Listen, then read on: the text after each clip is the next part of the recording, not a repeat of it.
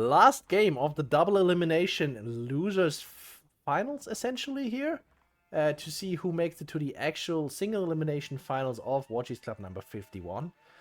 And we are watching 3D ISanych, the red Mongol, going up against VanDerDorf, the green English. And we're on Arabia because Warchief players love Arabia. So one thing that I want to point out that I personally find interesting is, so normally when Mongol players start up and like they're moving their TC and their GUR around and everything like that, they just kind of like chop the first tree they see. And ISanych actually just started on one of his sheep, which I find to be really interesting. Yeah, he's going with the zero wood approach. Like, he's just going fast feudal. No compromises, just fast feudal age, no dark age horsemen, which I personally really miss. And yeah, he's just going to hit a decent timing here. I wonder if he's going to use his stone to use the new and buffed weight. Is it just out of range? It's just out of range, so he's not going to use that. Forget that I said anything, but yeah. Double production villagers is now cheaper. Yeah. So the Dark Age Horseman thing is, I think that is a kind of a meme, to be honest with you.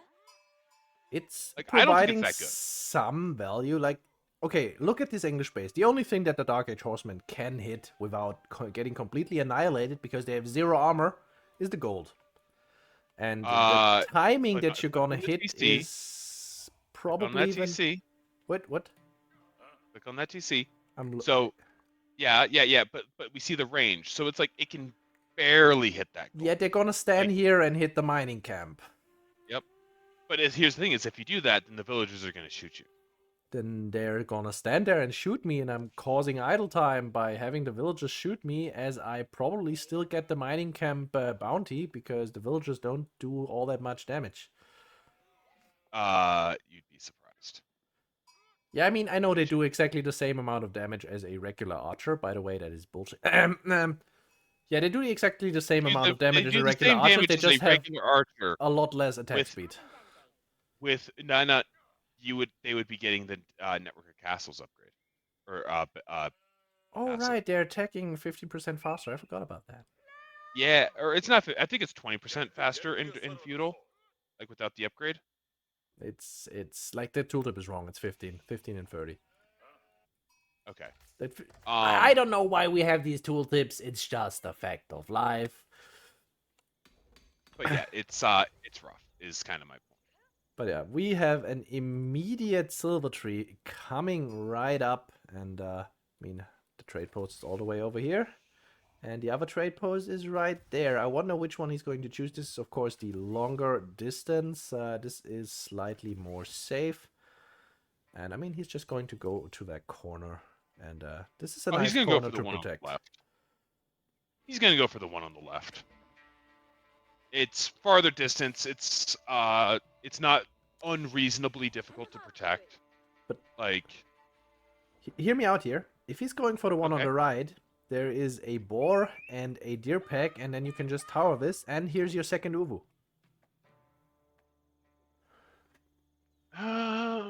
Okay, hold on. Wait, hold on. He does that. Okay, maybe this is your second Uvu. Never mind. Like, that's just so close to... It's just so close to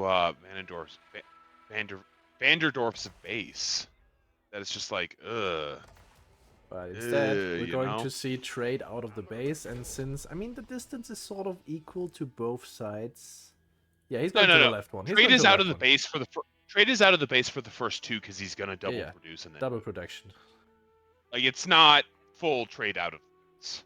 Is anyone missing the old days when you could just do this and hit double production twice, move to the corner as your traders travel, and then hit castle age immediately? No, I don't. It was bullshit, and I stand by that. It was fun for some people. I used to do that, and it's still bullshit. Yeah, but we've got the Kashik coming out. On the other side, VanDerDorf did make a barracks. Let's quickly check. what the vision is for both players. This is ISanych. He's moving forward with the Khan. He's staying completely safe at home, and he's just starting to trade. And he finds the barracks and the council hall and no units, which would make me very nervous. It's But on the other hand, ugh. this is what VanDerDorf sees. He knows there is an Uvu here. He does not know that the trade exists because the silver tree is literally right there. Come on, just move a little further in. Well, so the funny thing is he also doesn't know whether or not there's a stables there. I mean, it's Mongols. They will always have a stable against English. Like, what are the chances of it not being a stable? I mean, yeah. Okay, he's moving to the corner to check if the silver tree is. There is a blueprint for a silver tree here.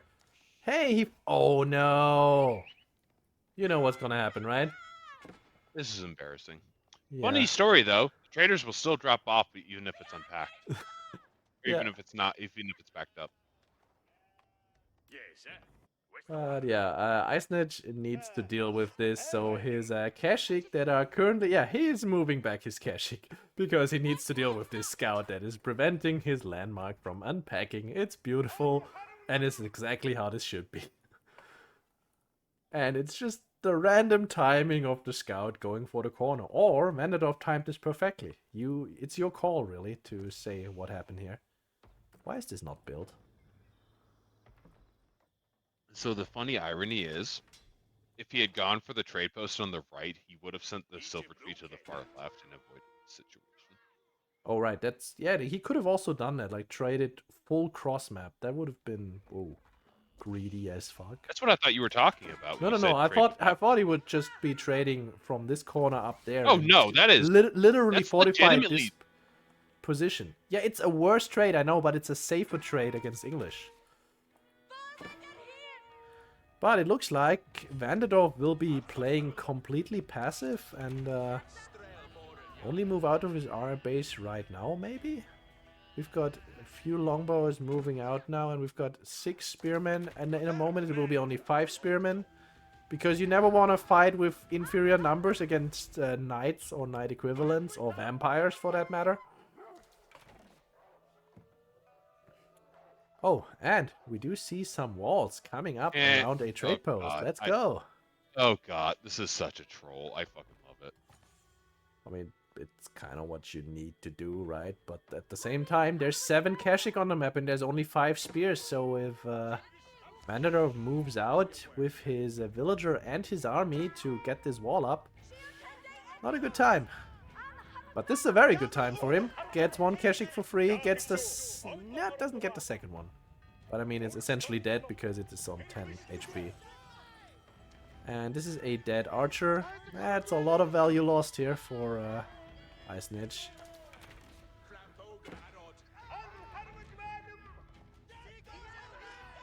Okay, yeah, Kashik need to leave. Do not want to be taking that fight here under network buff and against the town center especially. But this is still open, and he's just gonna hit this wall to heal up his Kashik, maybe? Maybe not. Here come the Iron Undermesh and Blacksmith. By the way, take a look at VanDerDorf's upgrades. He went for full eco upgrades, except for the specialized pick. It's probably more of a bias thing, right? I mean, if you're not using, I think the math works out where if you're not using at least 10 on a resource, it doesn't really pay off. Yeah, and where it takes also so long to pay off that it's not worth it. It used to be bad, so people still think it's bad. Yeah, it's probably just a math thing. As soon as you have 10, it's worth. Yeah, like if you get 10 on there and you are committed to having 10 there for a while, don't die, run. They're faster. They should be fine. By the way, this went up wholly unnoticed. I mean, the Kashik are on the way to make a hole, but and he's blocking it with the trader. Nice. At least he has a hole, but wait, that came out wrong. Wait. I wasn't gonna comment on that. If we have a look here, we've got the range defense out for ISanych. We've got some trade going, so we've got how many traders? Let's find out. Wait, there's the silver tree. We've got 9 traders in the queue. So for those who don't know, the Silk Road, it's called Silk Road, right? The Silk Roads of the Mongols work in such a way that as soon as you have 5 traders, you get extra, I'll say 5, 10, 15, and 20. Yeah, 5, 10, 15, 20. But it's 5, it's extra wood. On 10, it's extra food.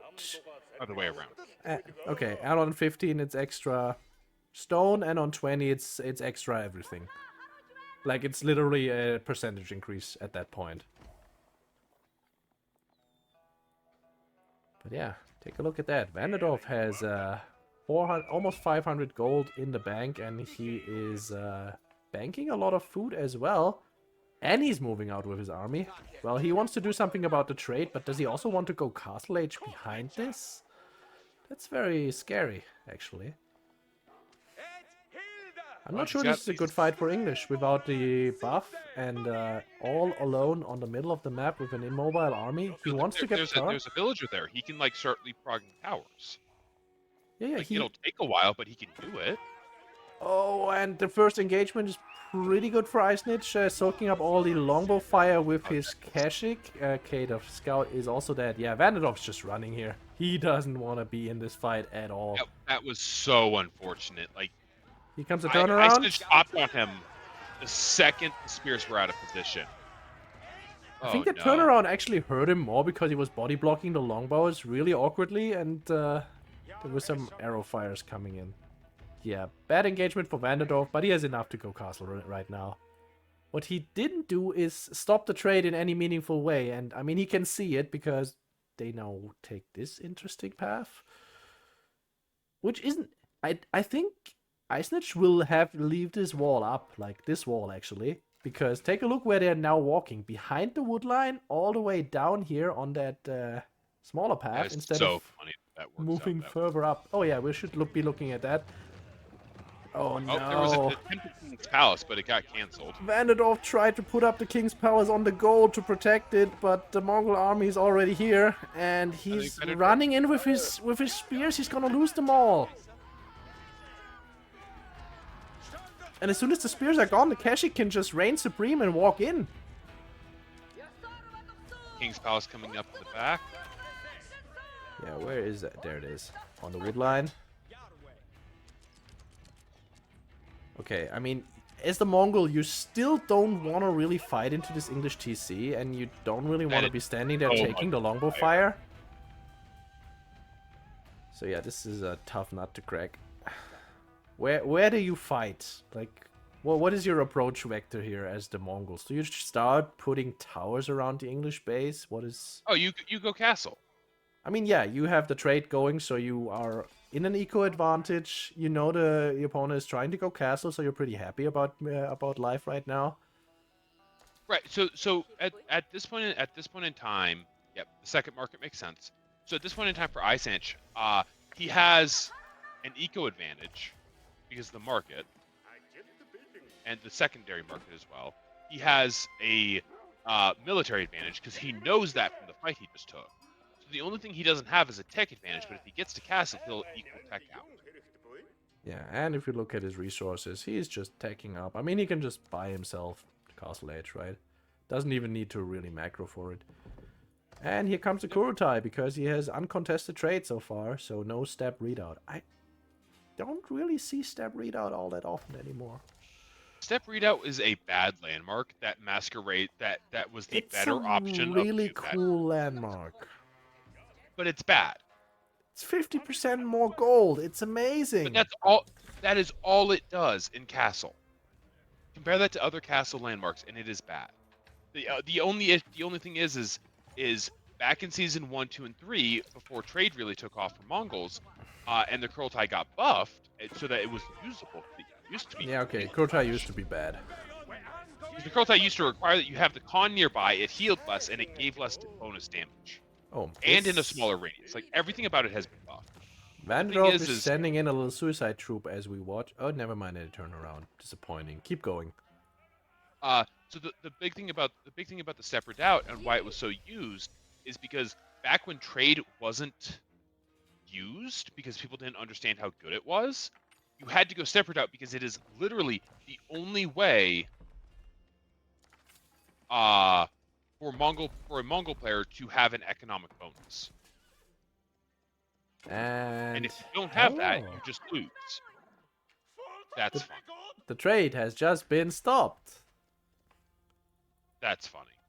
Yeah, he built a gate at the other side, top side. Is it out? No, it's not. It's in it's in tower vision. So yeah, ISanych was just not paying attention because that little distraction came in. It probably was meant to be a distraction. And now the trade is stopped. Well, I don't for even the think moment. ISanych is. Now you have to like get the traders reset, like just like deal with their stupid AI. And thank God for this button. Yep. But yeah, here comes the push into the Mongol base, and the issue here is, like, as the Mongol, you kind of want to have a tower in your base. A, for the Yam buff, especially if you go Silver Tree. And B, for just garrison slots, because there's 15 places in that town center, and you're gonna have your entire food economy probably right there with the pastures. So you really want a little bit more garrison slots in case someone comes in to murder everyone. Yeah, one thing I have started to do, and I don't like if your second stone is in a safe location, like the back of your base. No, I mean like where like the berry patches. Can we talk about the fact that the Ubu ran out like 3 minutes ago and has not been refreshed? Yeah, that's I was trying to avoid talking about that. We can talk about it. This is not Loyal Legends. These players are actually really good, supposedly. But no, one thing I've started to do is if your secondary stone is in like the back of your base, and when you build your Ubu there, is just build your pastures around it to get increased production, and then that way, like eventually, you know, you'll get rid of the Ubu, but like you're able to just put your white stupa there. Yeah, I kind of not. I mean, I try to put my pastures on top of my Ubu initially, of course, and then I put them in a circle, like, or in a square rather, so I can fit in a white stupa later. Hey, the wall has been renewed. Oh my god. Sorry. Oh, this is beautiful. And by the way, ISanych has started trading with the top post. How much is that? How much is that? No, it is 45, 4, and 4. And the other side so 41 is... base. 41 base. Okay, it's almost double. 72 base, yeah. Like, I'll be honest with you. He's getting more out of the one on the right than I thought he would. I thought he would get about 35. And I mean, it's 2/3 of the map, right? It's an okay trade. It's not super good, but it can definitely work. And by the way, I mean, it's also not getting walled off, so it's also not getting walled off. Like, usually I try to split my traders because, well, it's easier to, well, keep myself going when only one of my trade lines gets completely demolished, right? And sometimes they don't notice that you're trading with the other side. But VanDerDorf definitely checking for the eventuality here. By the way, finally, yeah, network.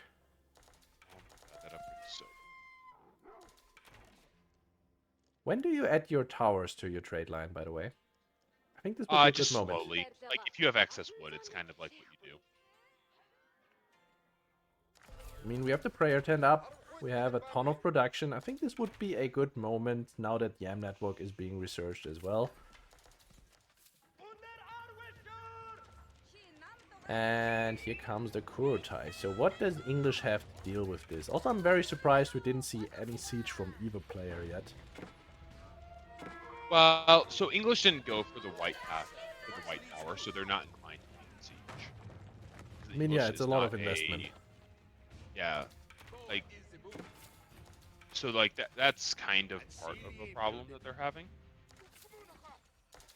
But yeah, like as it is right now, ISanych can just sit there and like slowly kind of work his way through. These spearmen are really slow, but very effective.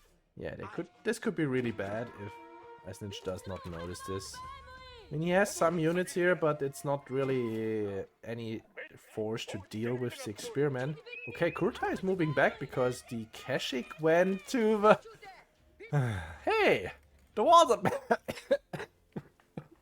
This is how I tilt. Okay, guys, this is like the most tilting thing I can see in a game, and I am so happy that someone else is dealing with it and it's not me. Okay. The walls are back. Back again. And like literally just put a few Keshik on patrol right there.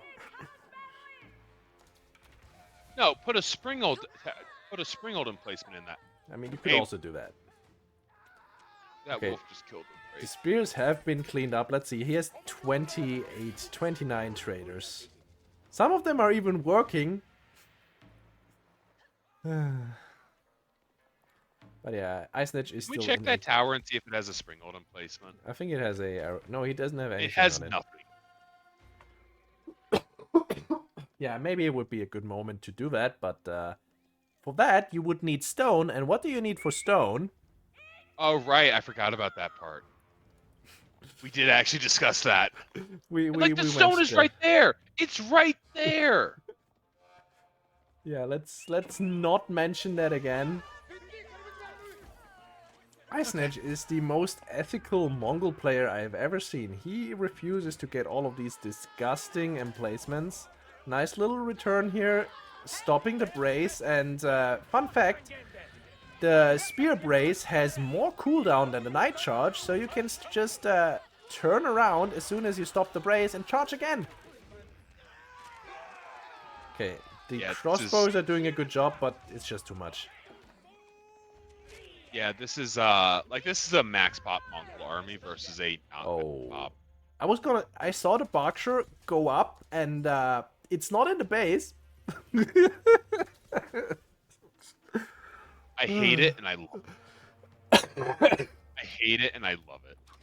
And there's the speed arrow, and that is a red attack marker towards this landmark. It's not towards the landmark, it's towards the workers. You don't say! I think, does he have enough here to just burn the Berkshire? I don't think so. No, there's no way you cannot burn a Berkshire. It's 18 Keshik?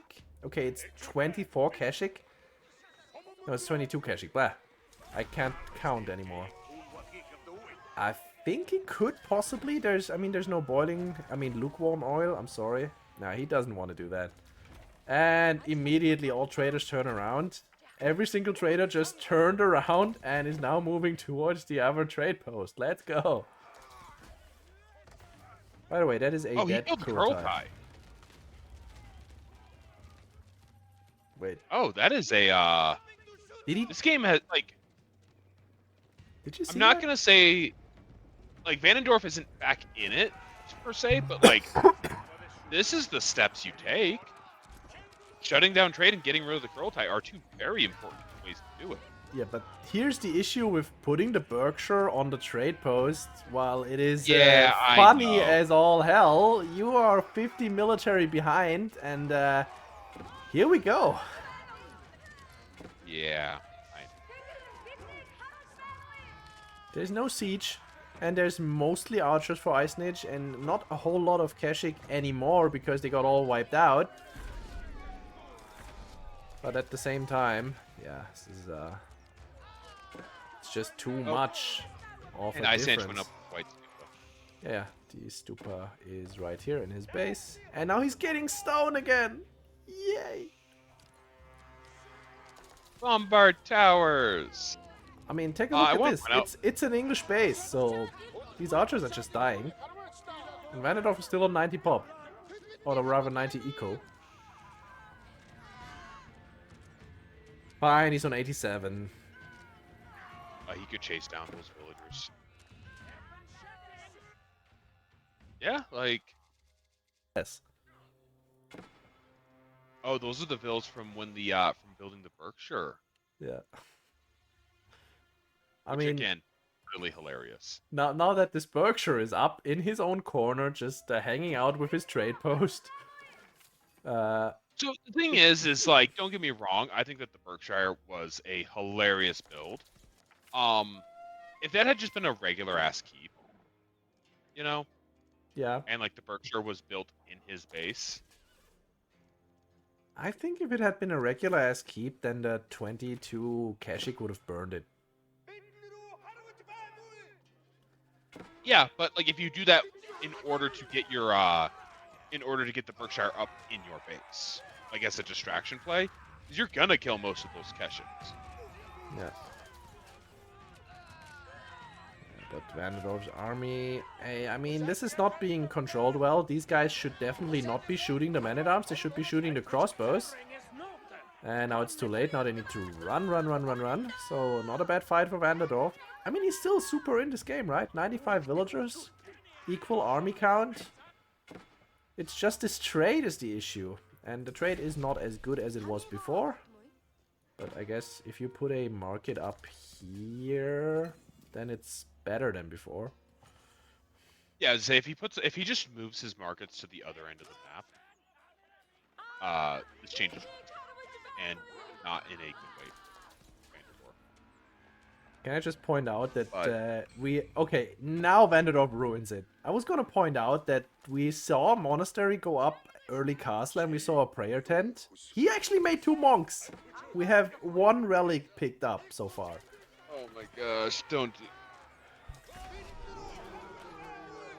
Oh, I would have not done that because that like literally alarms my opponent to the fact that relics exist and they're a thing in this game. I know. I know exactly what you mean. It's so funny. And now the monk is dead.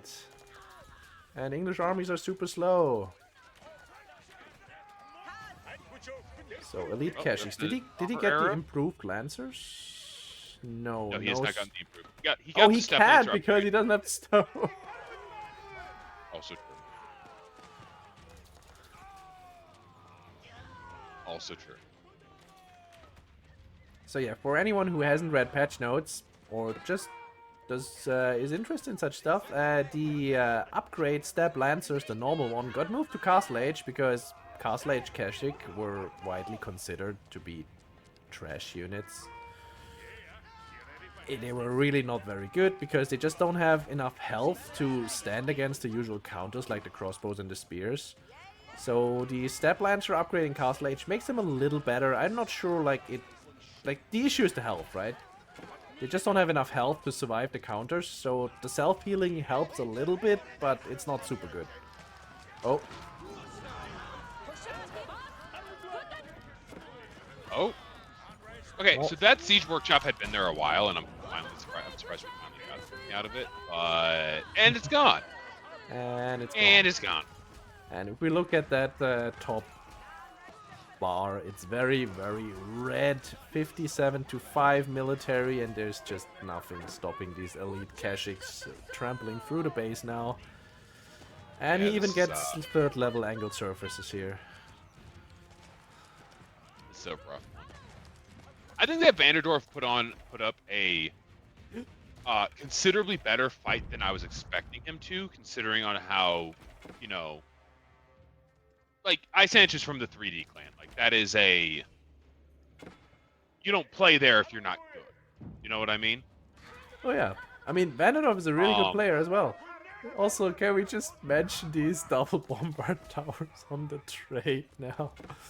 But I mean, it's over, but it's funny.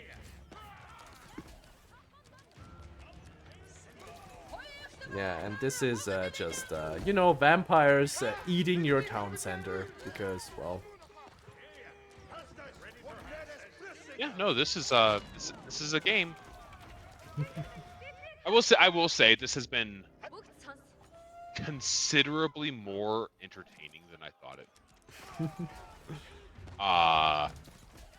Because like I saw the safe trade, and I was just like, oh my god. This is going to be super one-sided, and like VanDerDorf made this a great game. He did a lot of things that were both very well played, but also extremely entertaining for us as viewers, and that is certainly something that I can appreciate. Walling off the trade 4 or 5 times, utterly hilarious. 10 out of 10. Like somebody clip this. I love it.